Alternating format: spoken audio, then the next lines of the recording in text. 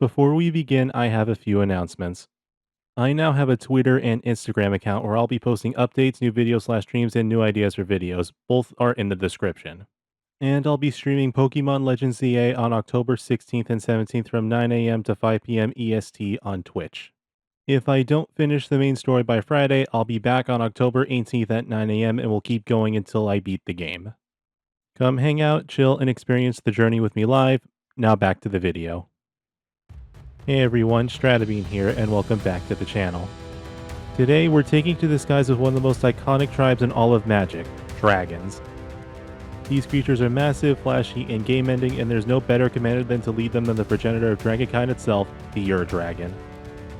The Ur-Dragon is a 10/10 dragon avatar with flying that costs 9 mana in Wooburg, and its effects are Eminent. As long as the Ur-Dragon is in the command zone or on the battlefield, other dragon spells cost 1 less to cast. And whenever one or more dragons you control attack, draw that many cards, then you may put a permanent card from your hand onto the battlefield. This deck is all about ramping early, slamming down dragons in the mid-game, and then overwhelming the table with value engines, extra combat triggers, and a devastating board presence. If you ever wanted to sit at the table and feel like you're piloting an unstoppable Dragonflight, this is the deck for you. Let's get into it. Overview.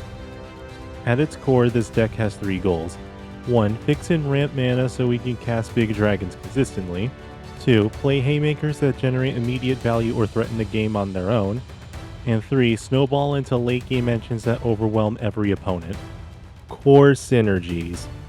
The creatures are the beating heart of the deck, and every dragon brings something unique. Mirim Sentinel Worm doubles every dragon we cast, which gets out of hand immediately. Utvara Hellkite spawns a new dragon for every dragon attacking. Atarka World Render gives our entire team double strike, making combat lethal. Dragon Broodmother spits out tokens on every upkeep, not just ours. And Old Gnawbone and Ancient Copper Dragon give us treasure tokens, fueling more spells. Every dragon in this deck isn't just a beater, it's a value engine, a threat multiplier, or both.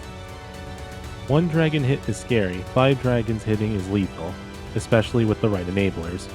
Dragon Tempest, Scourge of Valkis, and Terror of the Peaks deal direct damage whenever dragons enter. Kindred Discovery and Temur Ascendancy draw an absurd amount of cards just by attacking or playing creatures. With these pieces, even casting dragon fuels our win cons without even needing to enter combat. Dragons are expensive, so we're running lots of support to bring them out faster. Urza's Incubator, Herald's Horn, and Morph the Boundless makes dragons cheaper. Clouth Unrivaled Ancient refunds our attack with a burst of mana. Ramos Dragon Engine converts spells into explosive color fixing. And of course, we're running the staples, Cultivate, Kodama's Reach, Nature's Lore, plus rocks like Arcane Signet and Soul Ring. All of this ensures that we don't stall out waiting to cast our other dragons. Support and control. Of course, even a dragon deck needs removal and resilience. Spot removal with Path to Exile, Swords to Plowshares, Arcane Denial, and Mana Drain keeps key problems in check. Board wipes like Crux of Fate are perfect here, wipes everything but our dragons. Recovery pieces like Eerie Ultimatum and Patriarch's Bidding can bring back an entire graveyard of dragons at once, often ending the game on the spot. And utility spells like Heroic Intervention or Rhythm of the Wild ensure our army survives removal and continues to apply pressure.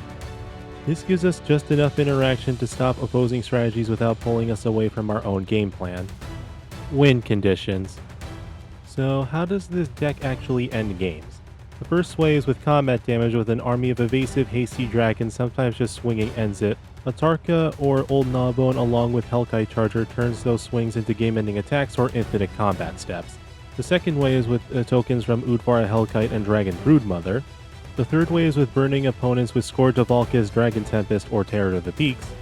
The fourth way is with our commander's attack trigger. Every swing draws cards and drops permanents for free. Over time, that advantage snowballs into inevitability. And the fifth way is with the Tiamat and Dracogenesis combo. To pull this off, you need both Tiamat and Dracogenesis in your hand. Step 1. Cast Dracogenesis from your hand. Step 2. Cast Tiamat for free using Dracogenesis' ability. Step 3. Use Tiamat's ability to search for Stormscale Scion, Terror of the Peaks, and 3 other dragons.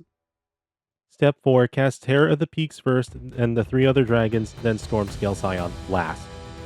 Step 5. Stormscale Scion will trigger 7 times because of its Storm ability, and the Storm count is 7, creating 7 copies of itself. Step 6. Terror of the Peaks will trigger, dealing damage to kill one or all of your opponents. Piloting tips. In the early game, focus on mana, play ramp spells, set up rocks, and fix your colors. Don't rush into dragons unless you're sure you can keep the pressure consistent. In the mid game, start dropping impactful dragons like Mirim, Old Gnawbone, or Dragonlord Dramoka. Use them to build board presence and threaten attacks. And in the late game, deploy the Dragon or set up finishers, lean on token generators, damage engines, or massive attack steps to close things out. If a wipe sets you back, don't worry, you got recursion like Eerie Ultimatum to rebuild instantly. And that's how I built around the Dragon. If you want to play a deck that feels epic every time you sit down, where every draw is a haymaker and every combat set feels like the climax of a battle, then this is the commander for you. With ramp, synergy, and some of the scariest creatures in all of Magic, this deck is a true powerhouse, and whenever you win through combat tokens or just straight up burn, the table will never forget the game where you unleashed the Dragonflight. If you enjoyed the video, be sure to like, subscribe, and let me know in the comments on what commander you'd like to see me cover next. Until next time, bye.